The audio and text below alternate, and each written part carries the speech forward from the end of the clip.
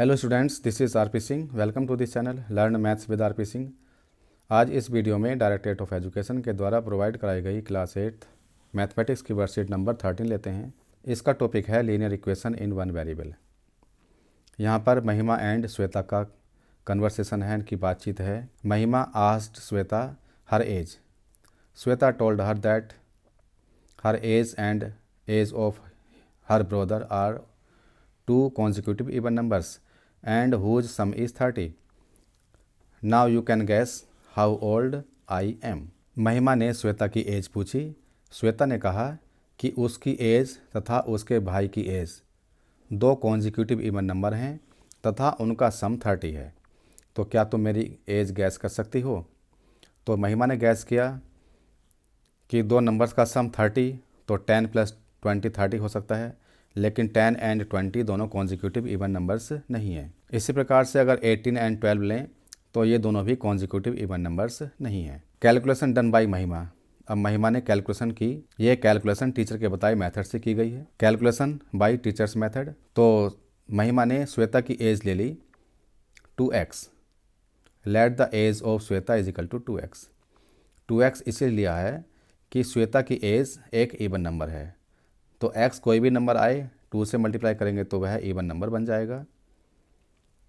तो श्वेता की as 2x हो गई, उसके भाई की एज हो गई 2x + 2।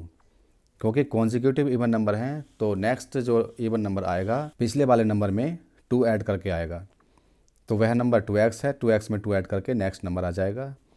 अब श्वेता की और उसके भाई की एज का सम 30 है, तो श्वेता की एज 2x, उसके भाई की एज 2x + 2, दोनों का सम 30 के बराबर हो गया। इसको सोल्व करेंगे, 2x में 2x ऐड हो जाएंगे तो 4x आ गया, प्लस ये 2 = 30। अब 2 को राइट में ले जाएंगे तो 30 में से माइनस हो जाएगा, तो 4x = 28 आ जाएगा। यहाँ से 4x = 28 आ जाएगा, 30 - 2। और जब x फाइंड करेंगे तो 28 को 4 से डिवाइड करेंगे, x = 7 आ गया। इस प्रकार से हम एज निकाल सकते हैं श्वेता की, जो कि 2x है। तो 2 × 7 14 ईयर्स हो गई, और श्वेता के भाई की एज 16 ईयर्स हो जाएगी 14 में 2 ऐड करके, तो उसके भाई की एज 16 ईयर्स हो जाएगी। अब इन दोनों को अगर हम ऐड करेंगे तो ये 30 के बराबर है और दोनों कॉन्जिक्यूटिव इवन नंबर्स भी हैं। Example 1, Praveen has ₹180 in his piggy bank. He told to Daksh that his piggy bank has only the coins of ₹2 and ₹5, and the number of coins of ₹2 are the double of the number of coins of ₹5. Find the number of coins of ₹2 and ₹5 in the piggy bank. Praveen के पास 180 rupees हैं piggy bank में, जो कि 2 rupees के and 5 rupees के coins के form में हैं। ये भी कह रहा है कि 2 रुपीज़ के कॉइन्स जो हैं वो डबल हैं 5 रुपीज़ के कॉइन्स के। जितने 5 रुपीज़ के कॉइन्स हैं उनके डबल 2 रुपीज़ के कॉइन्स हैं। टोटल 180 रुपीज़ हैं। तो हमें पता करना है कि 2 रुपीज़ के कितने कॉइन्स हैं एंड 5 रुपीज़ के कितने कॉइन्स हैं। तो यहाँ पर ले लेंगे कि let the number of coins of ₹5 in the piggy bank is equal to s ले लिया। तो 2 रुपीज़ के कॉइन्स कितने हो गए? 2s के बराबर हो गए। अब हमें यहाँ पर रुपीज़ बनाने हैं। अगर 5 रुपीज़ का एक कॉइन है तो 5 रुपये उसकी वैल्यू हो गई। 5 रुपीज़ के अगर 2 कॉइन्स हैं तो उनकी वैल्यू 10 रुपीज़ हो गई। तो 2 की 5 से हमने मल्टीप्लाई कर दिया। 5 रुपीज़ के 3 कॉइन्स होते हैं तो उनकी वैल्यू 15 रुपीज़ होती है। तो यहाँ पर 5 रुपीज़ के s कॉइन है तो उनकी वैल्यू 5s हो गई, दोनों की मल्टीप्लाई। इसी प्रकार से अगर 2 रुपीज़ के 1 कॉइन है तो उनकी वैल्यू 2 हो गई। 2 रुपीज़ के 2 कॉइन है तो उसकी वैल्यू 2 × 2 = 4 हो गई। इसी प्रकार से अगर 2 रुपीज़ के 2s कॉइन है तो उनकी वैल्यू 2 × 2s हो गई। अब ये दोनों वैल्यूज़, इनका सम 180 रुपीज़ के बराबर है। तो 4s यहाँ से आ गया, 5s यहाँ है, ये 9s के बराबर हो गया 180। तो s की वैल्यू 20 आ गई। इट मीन्स 5 रुपीज़ के कॉइन हो गए 20 एंड 2 रुपीज़ के कॉइन 2s करेंगे तो 2 × 20 40 के बराबर हो जाएगा। अब हम इसको चेक कर सकते हैं। 5 रुपीज़ के 20 कॉइन्स हैं, इनकी वैल्यू कितनी हो जाएगी? 5 × 20 करेंगे तो ये आ जाएगा ₹100। 2 रुपीज़ के 40 कॉइन्स हैं, ये रुपीज़ में है, तो 2 रुपीज़ के 40 कॉइन्स, तो इनकी वैल्यू हो गई 40 × 2 = 80। अब दोनों को ऐड करते हैं तो ये 180 रुपीज़ बन जाते हैं।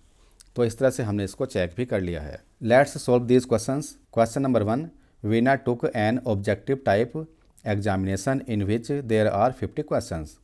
If student answer correctly 4 marks will be given and if answer incorrectly 1 mark will be deducted. एक क्वेश्चन पेपर में 50 क्वेश्चंस हैं, एक करेक्ट आंसर के लिए 4 मार्क्स मिलेंगे, एक इनकरेक्ट आंसर के लिए 1 मार्क कम हो जाएगा। If Beena answered all the questions and had achieved 80 marks. Beena ने सभी क्वेश्चंस सॉल्व किए और उसको 80 मार्क्स मिले।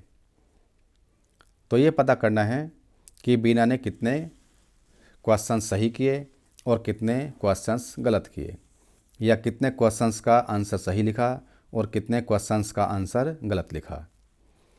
तो यहाँ पर हम मान लेंगे late the number of correct answers J correct answers हैं, तो इनकरेक्ट आंसर्स हो गए 50 माइनस जे, क्योंकि टोटल क्वेश्चंस 50 हैं। अब यहाँ पर क्या हुआ कि टोटल नंबर आ रहे हैं 80, टोटल मार्क्स हैं 80।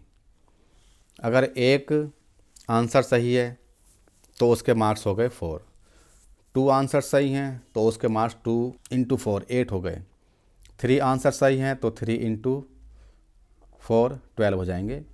यहाँ पर अगर जे आंसर सही हैं तो नंबर हो गए 4J, इतने नंबर मिलेंगे।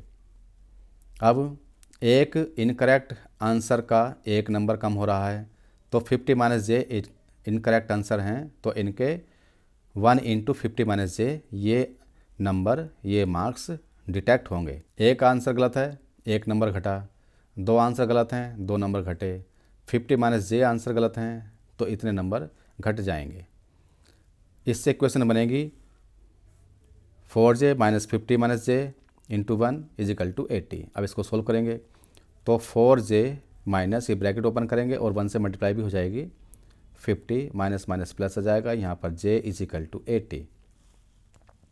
4J प्लस 1J ये आ जाएगा 5J, माइनस 50 है, इसको राइट में ले जाते हैं तो 80 प्लस 50 हो जाएगा।